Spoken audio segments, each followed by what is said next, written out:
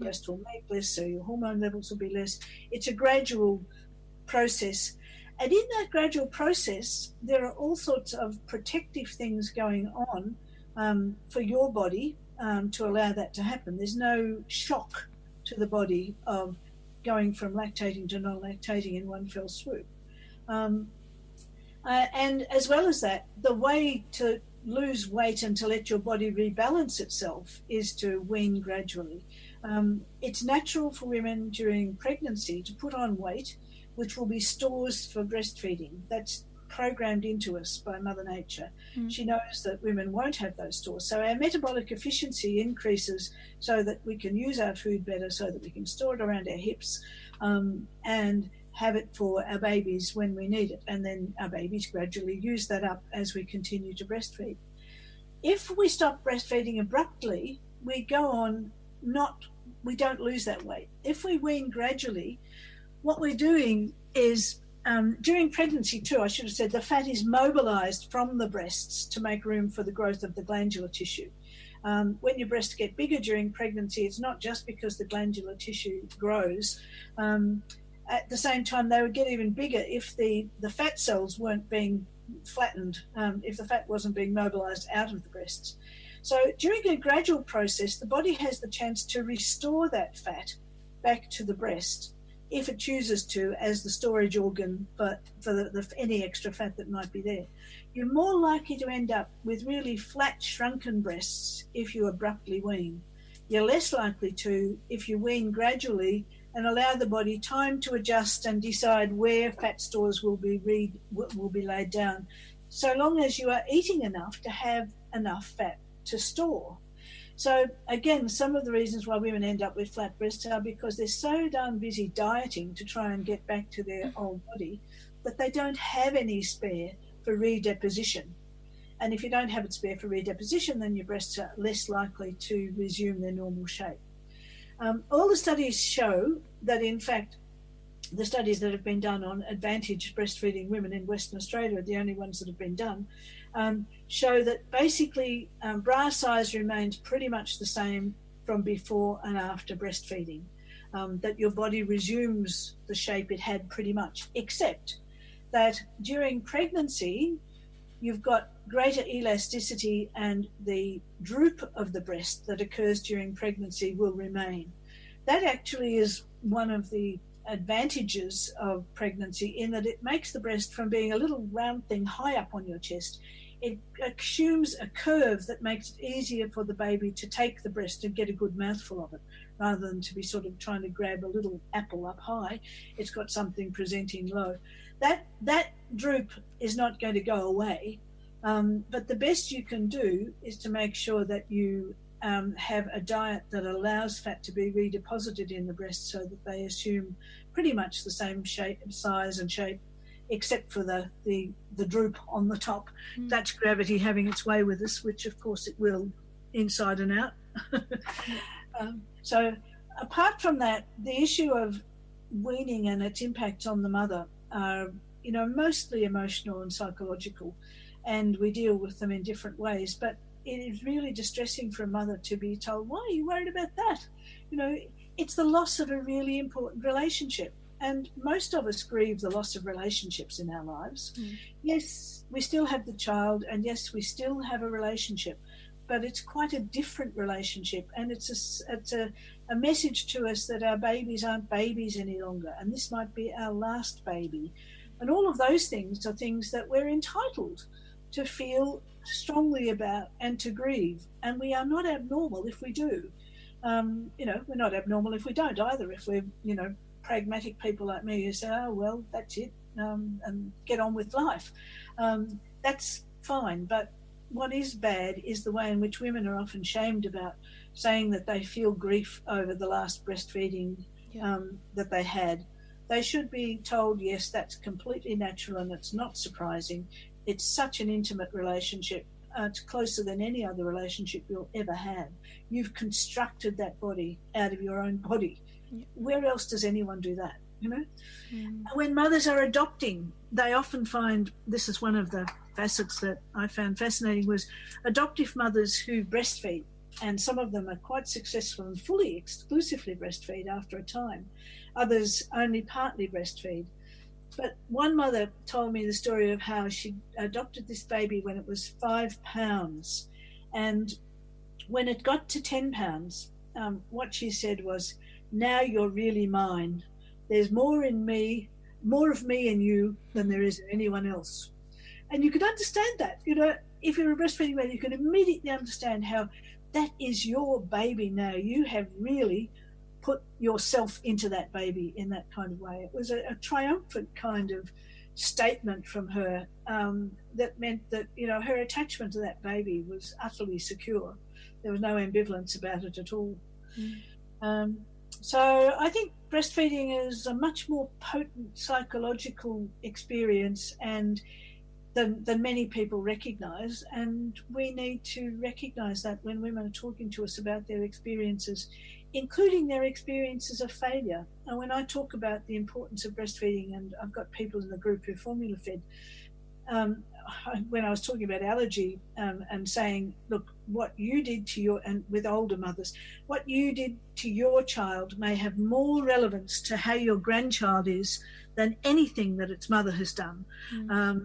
You know, someone would come up to me afterwards and would say, with tears in their eyes, they would want absolution for not having succeeded at breastfeeding, because they would say, look, I really tried, and I was this, and this is the story, and they told me that, and you know, you knew it mattered enormously. Some of these women were in their 60s and 70s, and one woman was 80, telling me this story of how she hadn't been able to breastfeed and how much she minded, even all those years later, that she wasn't able to.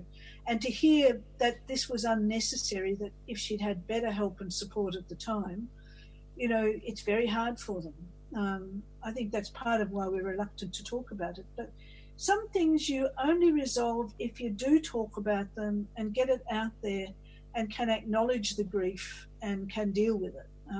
And just hiding away from it is not helpful. Yeah, no, definitely. I'm glad you brought that up. There's lots of that happening, like lots of, you know, miscarriage and traumatic births, and I know that they're not all the same thing, but you know, they are the same thing in that our bodies didn't do what we had every reason to expect they would be able to do. And it gets at our sense of ourself as full people, as women. If we're unable to birth that baby, carry that baby to term, breastfeed that baby, it makes us feel less of a person in some kind of way. It's hard to find words to describe it, but I'm very glad whenever I have a health professional I'm dealing who's breastfeeding and she has a horrible time, I'm really glad she has, which sounds like a mean thing to say.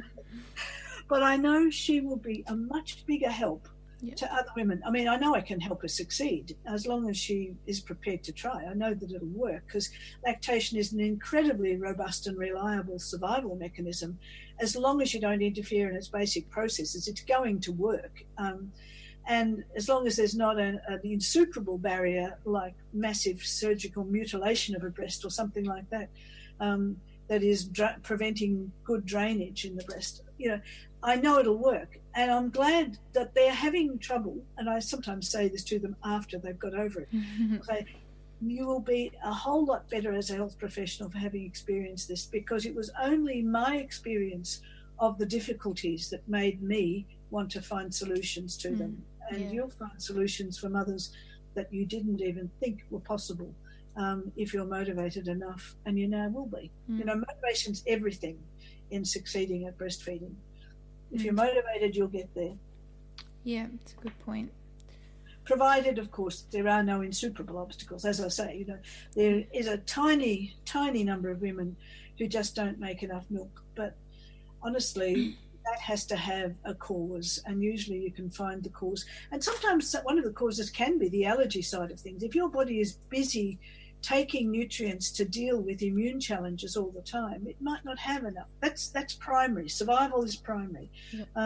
it might not have enough to deal with making enough milk for that baby. So I have had cases of where we got the allergy problem solved, and bingo, there was a big increase in milk supply because the body could put those nutrients now towards making milk rather than dealing with challenges and threats. Interesting.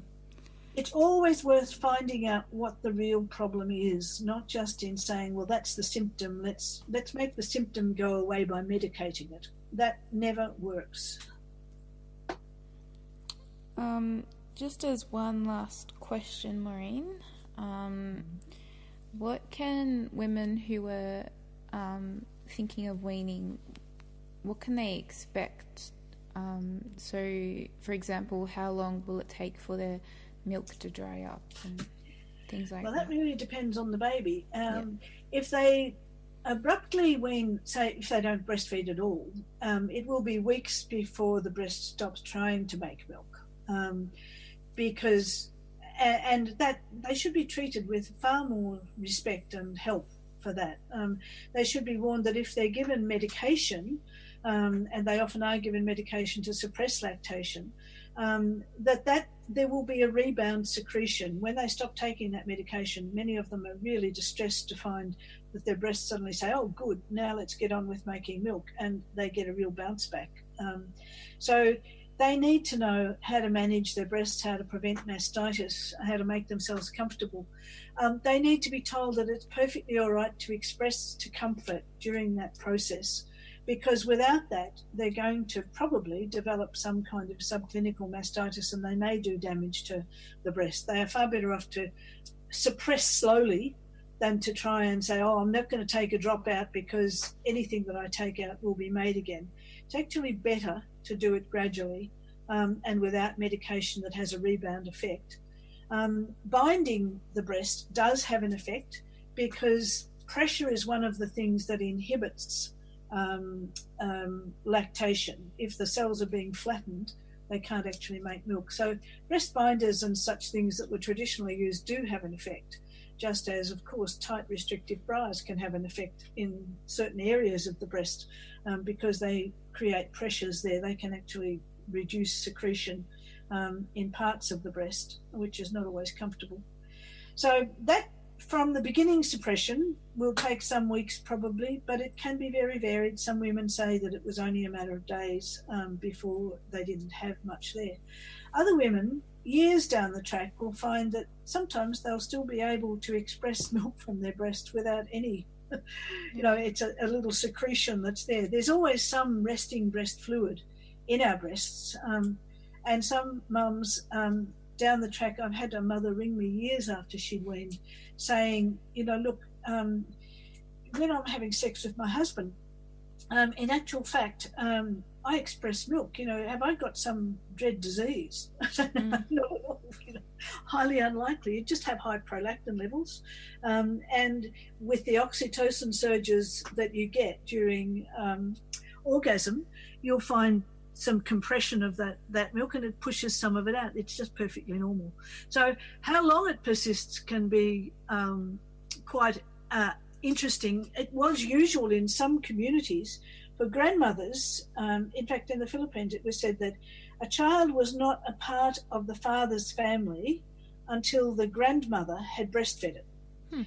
And that was a perfectly healthy tradition in which the grandma, who would do a lot of the caring, would put the baby to breast, and she would actually come into lactation. And so you had two mothers who were able to feed that baby, which was very handy for women who had to go and work in fields and things. It was quite useful. The trouble with that tradition was that since Americanization of the Philippines, it got changed into, it's not part of the father's family until it has been given milk by the grandmother, which is formula. Oh, okay. So, these things can morph in ways that are undesirable. Yeah. But as for in between, how long will it take if you've been a successful breastfeeder and you're now starting to say, no, I want to give up, or the baby is saying, no, I'm not going to drink anymore? How long before it completely regresses is going to be as individual as the breast and the hormone levels in the mother and the rest. I wouldn't hazard a guess, because I've heard such different stories from so many different people about how easy it was to relactate. Some of those mothers actually find, when they've had that 2 weeks without the baby at breast and the baby comes down with an ear infection, the instinctive thing they want to do is to put the baby to the breast, and they do.